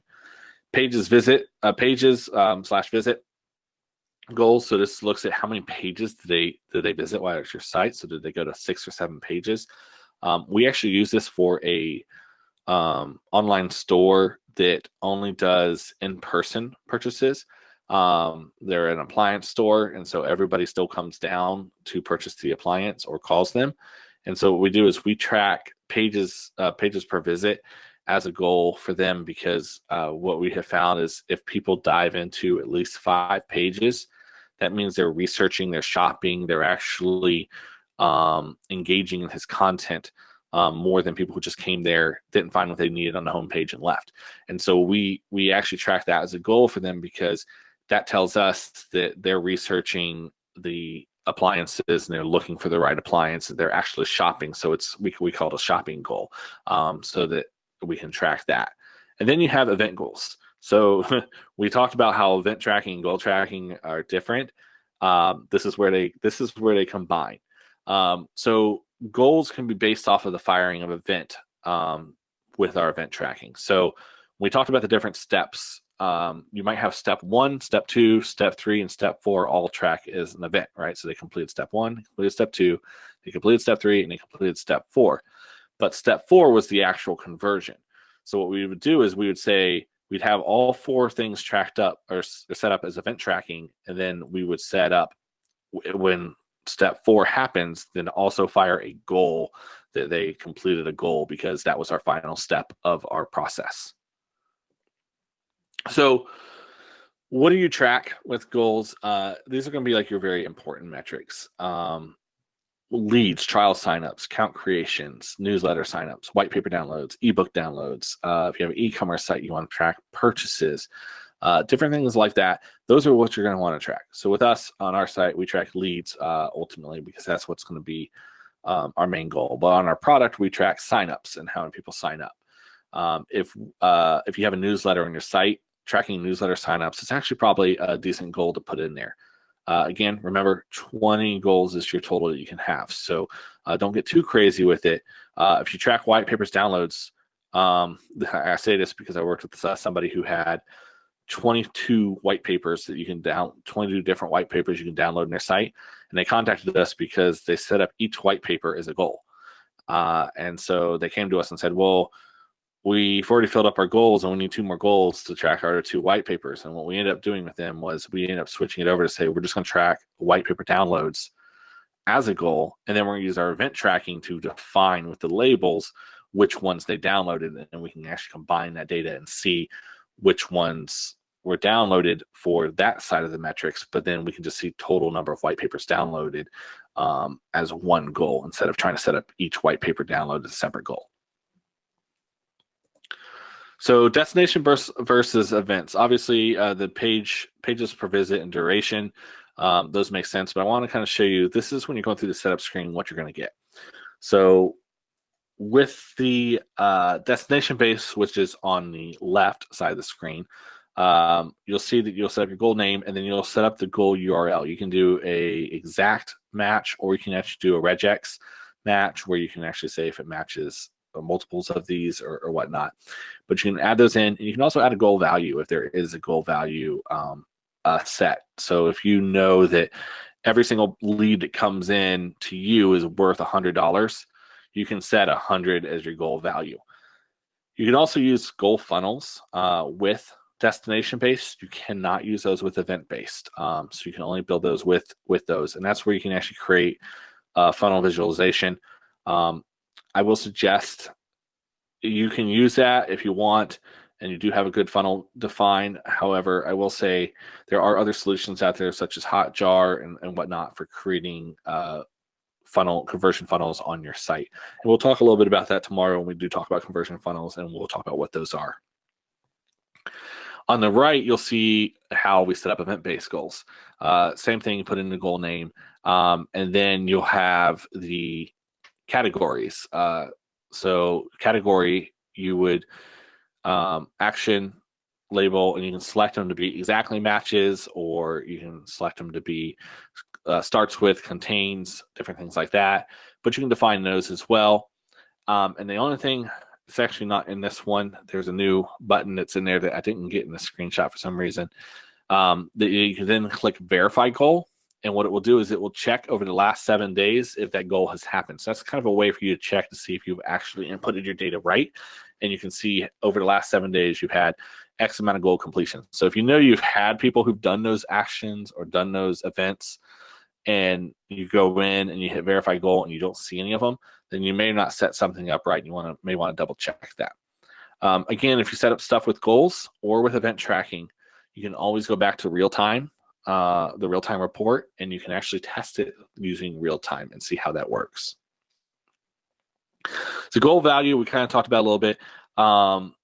This is so you can kind of track an idea of what something's worth to you. Do not make anything in Google Analytics ever your specific. Don't make this your accounting method, is what I'm trying to get at. Google Analytics has a lot of things in it, but you can lose data. So I do want to stress to everybody that this is just an estimation. And so they're useful for looking up ROI on specific campaigns, referrals, sources, but don't make this your overall accounting method. Definitely have a different way in place so you can make sure, because if people have analytics turned off or blocking JavaScript or anything like that, the data could be wrong. I like to always say there's most of my clients, we usually have about a 5% margin of error with Google Analytics for different reasons. And so, I like to try to tell people, so be very wary of that. Conversion rate. So the cool thing about setting up Google goals, goal tracking, is inside of any of our reports, we can actually come in and we can see conversion rates. And so you can see over to the right of this one, we can actually see goal 6 conversion rates, goal 7 conversion rates. And we can see it's based on, this report is a organic search traffic. This is actually a custom report, which we're going to talk about tomorrow, how do you create these. But you can actually, this custom report was built just basically to show us from Google, Bing, Yahoo, and AOL. We wanted to see what the conversion rates were across all of those. This one must have been very old, now that I think about it, because it has AOL in it. I didn't know AOL still sent traffic places. But you can see different conversion rates inside of here and how that works. And you can see those. You can estimate based off of this how many people are going to convert that come from those locations. So custom dashboards. Going to kind of really talk really quick about this, because this is a feature I keep in my. I do like to keep and talk about them, but I don't know how long they're going to stick around. Mainly because Google's pushing a Google Data Studio product, which we're going to talk about on Thursday. It gives you a lot better dashboards and a lot better looking information, but you can create dashboards within analytics. The way you can do these is by going up into the top left corner, and you'll still see dashboards up there, and you can create private dashboards, or you can actually move them into shared dashboards so other people who have access to the account can see them. I like to create all mine as private dashboards, and then once I get them right, I move them into shared so anyone else who has access to that account can see them. And these are very standard dashboards that you can create. You can create goals and conversion, different SEO dashboards, social media dashboards, visitor facts, e-commerce dashboard, mobile dashboard. And then just like with the advanced segments, there is a gallery of items that people have already created. So that's at google.com/analytics/gallery. That's where you can get segments, dashboards, custom reports, goals, and more that could just be downloaded right into your account. So I breeze over the dashboard section because we're going to talk a lot more on Thursday about how we can create our own custom dashboards that pull from multiple sources. When you go to the dashboard section today in Google Analytics, it heavily advertises you using Data Studio, which is kind of what Google does right before they decide to discontinue a product. They push their other product, and then they come out a few months later and say, oh, we're getting rid of this. Or we're stopping support on this. So I do want to push you to Data Studio, but you do have the ability, if you want to create some dashboards inside of Google Analytics, you can create those. With those dashboards, though, those can't be shared without giving access to Google Analytics completely with others. Data Studio Dashboard can, which I know that was a question earlier. So that's the other reason why to use Data Studio Dashboard is Data Studio Dashboards, you can share them with others without giving them access to the analytics account. So our last item we're going to cover for today is going to be UTMs and how we can track ROI with these. So UTMs allow us to know what drove the traffic. You can basically see the referral source and so forth and know exactly what's working and where we can keep spending our marketing dollars. With UTMs, Google Analytics, you can see that the traffic came from Twitter. But with UTMs, you can actually see which tweet they came from or what email marketing. When you send out email marketing newsletter, you can see which email they actually clicked. You can even see which link they clicked.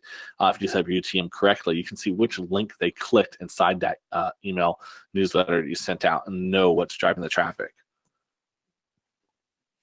So UTM stands for Urchin Tracking Module. If you don't know, Google Analytics started out as Urchin Analytics way back when. I actually used it when it was called Urchin Analytics, and Google bought it. It was 12 years ago, I think, 13 years ago. So they kind of stuck and actually is used across all other analytics software such as Mixpanel, Kissmetrics, or any other ones used. UTMs work for all of them now. It's a group basically of query strings. A query string basically gets attached to the end of your URL so that you can track certain things. And it looks very ugly, but I'm sure everyone has seen this. The URL here is cesquare.com, and then behind that is just a whole bunch of stuff. And we're going to kind of break that down because it gets a little complex. So we're going to take this, and I'm going to show you what each piece is. So you'll see that there's our website URL. And then we have our UTM source. So that's going to actually bring into Google Analytics our campaign source as Google. Our campaign medium is CPC. Our campaign name is product. And then we also have, I lost this. I'm down here. So our UTM content on this is Mixpanel, and our UTM term is segmentation. So kind of diving in what all those are. And you saw them inside of analytics earlier. We're kind of going through the different fields. But like a campaign, what I like to tell people is campaign is what we're going to call, our campaign name is basically what we're going to call this specific campaign we're running. So this could be your spring sale. This could be a promo code or whatever name you want to give the campaign. I suggest keeping them inside of a spreadsheet so you can kind of track that information and know what campaign is working. You also have your source. So this is going to be ultimately where everything came from, what platform or tool it was posted on. So this could be like Google, Facebook, Twitter, MailChimp, Outbrain, all those different items. Those would be your source.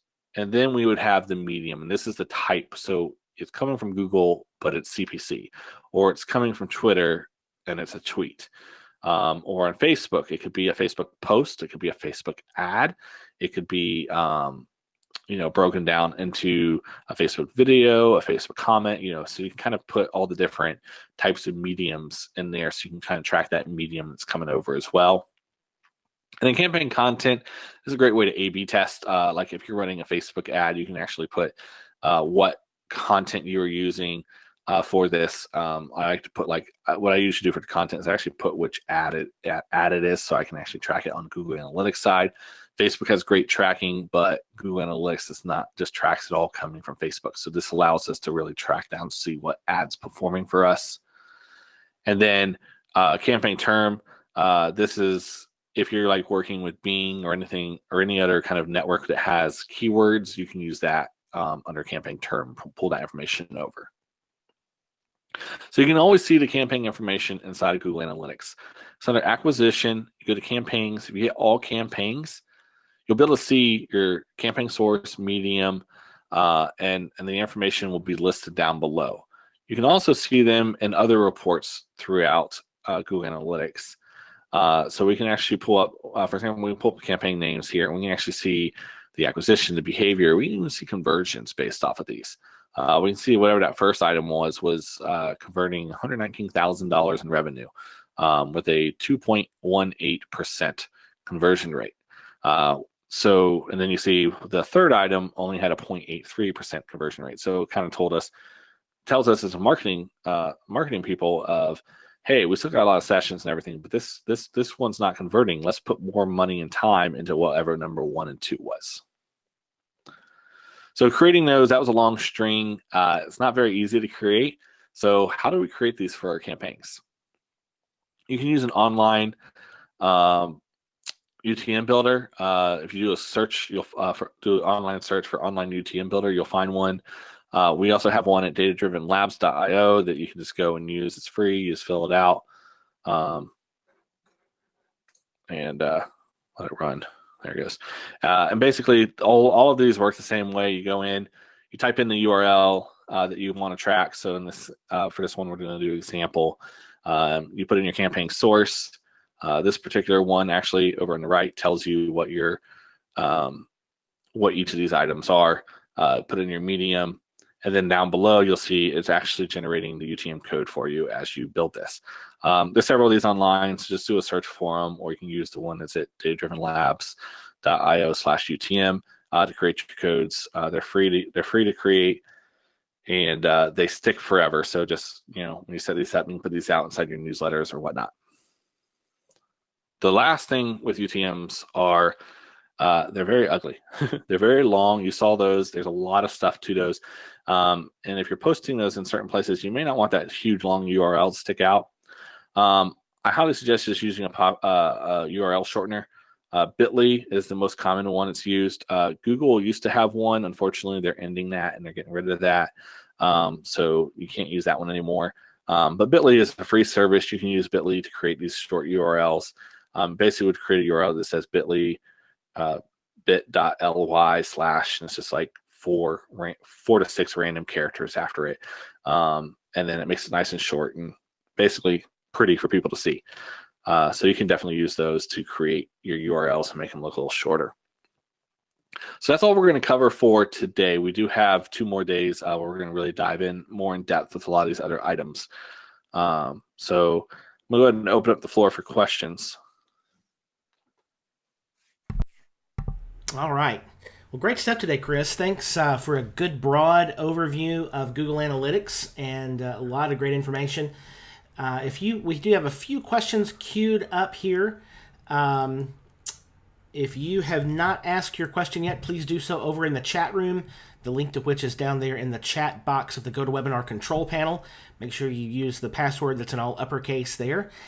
If you have not gotten over to the chat room yet. So we'll queue up these. There's 4 questions right now I have that have not yet been answered. And again, if you have not asked your question, please take this opportunity now to put that in the chat. Chris Margaret would like to know, where does the demographic demographic information for filters and segments come from? So when it has the ages and so forth, how does Google know that? Well, Google's all knowing, so it's actually a setting within your account. It pulls that information from multiple sources. Mainly, DoubleClick is the service they use to pull that from, which is Google's ad network that they own. They're able to pull that information. They basically get it from, as creepy as it sounds, watching you.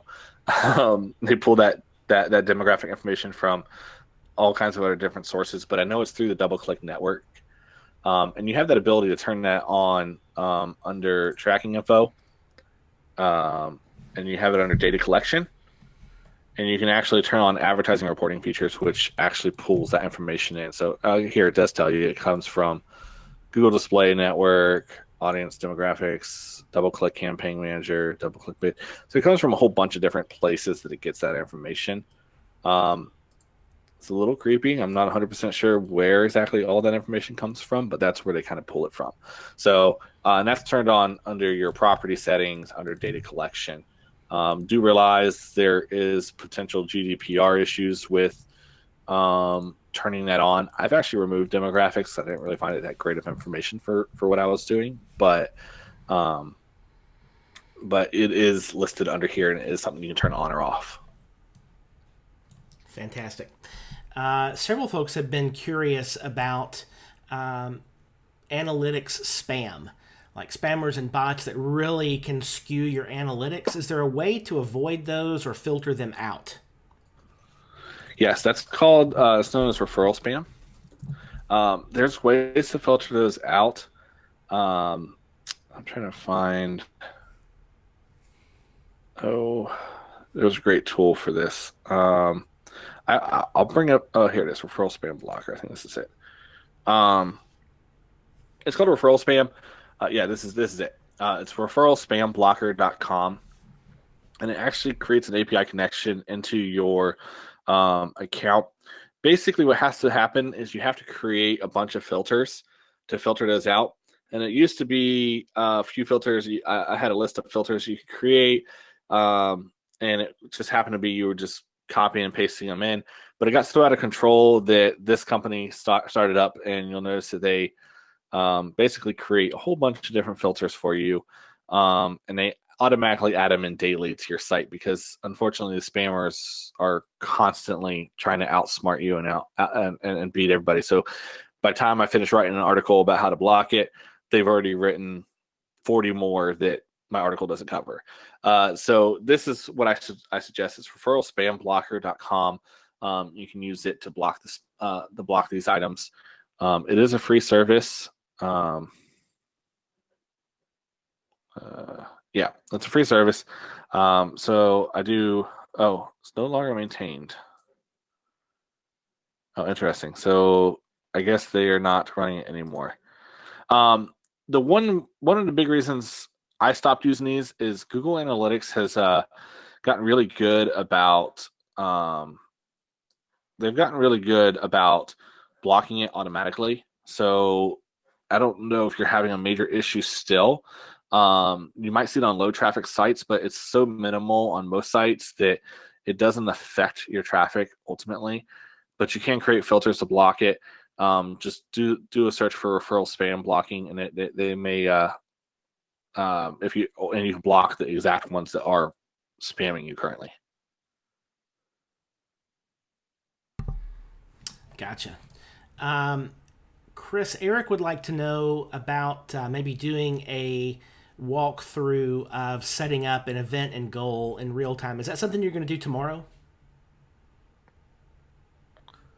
Um, we walk through setting up a goal. Setting up an event requires coding and development on your site potentially. So we won't be walking through setting up an event, but we can walk through how to set up a goal. Okay, so goal setting tomorrow. So Eric, you can have a look. Just come back tomorrow and we'll be doing that. Rebecca would like to know, is it possible to set up goal tracking in combination with an external site, like donations going through a third party?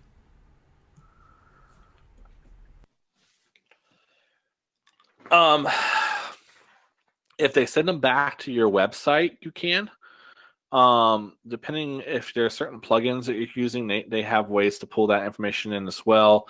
I know if you're using Give, they have a plugin that works for donations of pulling in back into analytics.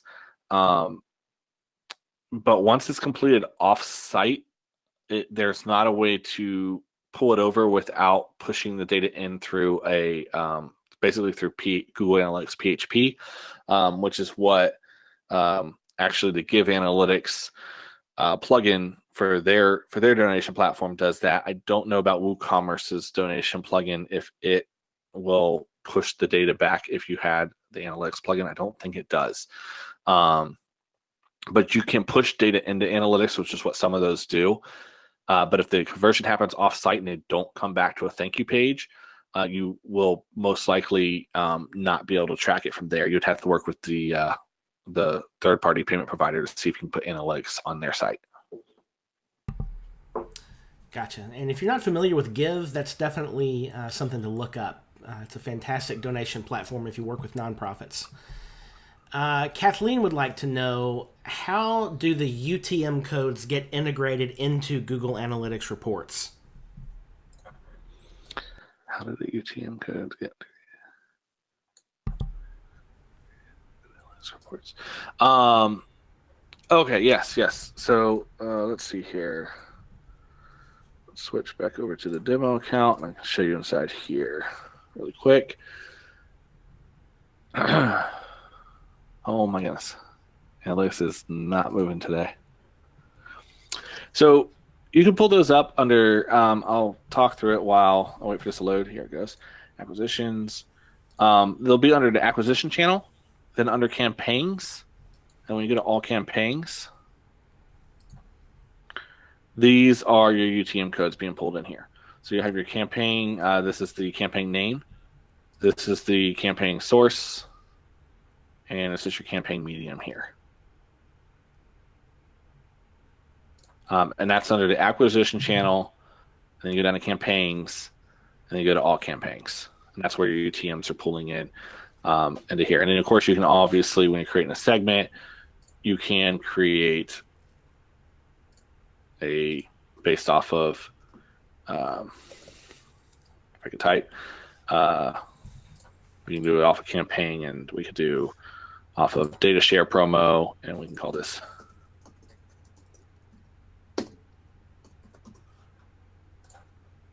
and then we can filter by that information as well. So you can create segments based off of the UTM parameters as well. So there's nothing you have to do to make that work. It just pulls into analytics based on the URL that is accessed, right? Correct. It's based off of the UTM that was created. Gotcha. Sam would like to know, what happens if you anonymize IP addresses for GDPR? When you anonymize, the way to anonymize IP addresses works is it takes the last three numbers in there and zeroes them out. And so what that does is that means your geolocation won't be as accurate. Right now, geolocation can pull down almost to the city that you're in, or almost neighborhood that you're in. Versus now it may be just more your region. It may be like, oh, you're just in Central Florida. We don't know where from. And so the other thing you won't be able to do is you won't be able to create filters that you can block internal IP addresses. You wouldn't be able to block internal IP addresses if you're anonymizing IPs, because at that point, obviously, you're hiding the IP. You're hiding that last piece of IP address. You wouldn't be able to block those or filter by those. So that's the only thing that anonymized IPs will affect when you turn that on. All right, down to the last question here. So if you have not yet asked your question in the chat room, now is your chance. Lindsay would like to know if there are any way to, how do you deal with the keyword not provided that has happened since Google made that big change? Yes. So with that, let's see if they did it on this one.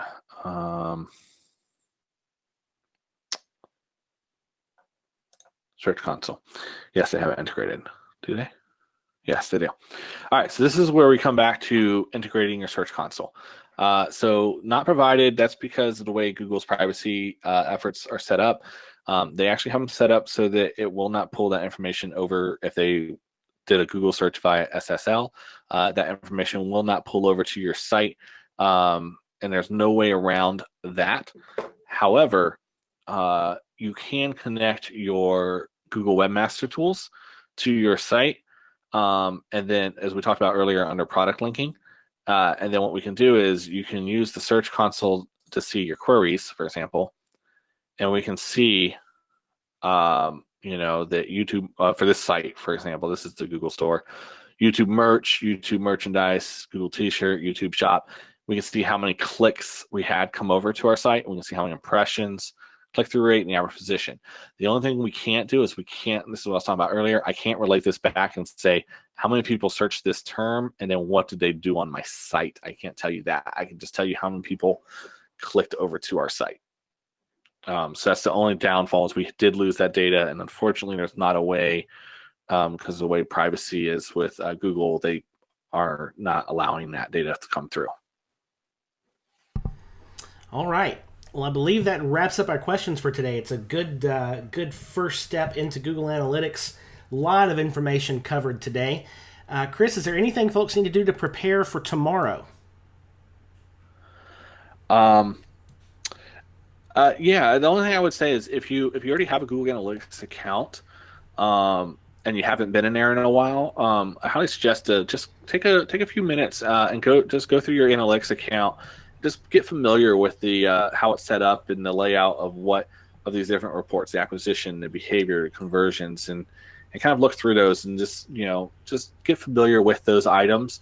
Because tomorrow we are going to be talking a little bit more advanced items, and so just kind of having an idea and knowing those a little bit more in depth will probably help you out tomorrow as we dive a little more deeper into these different pieces.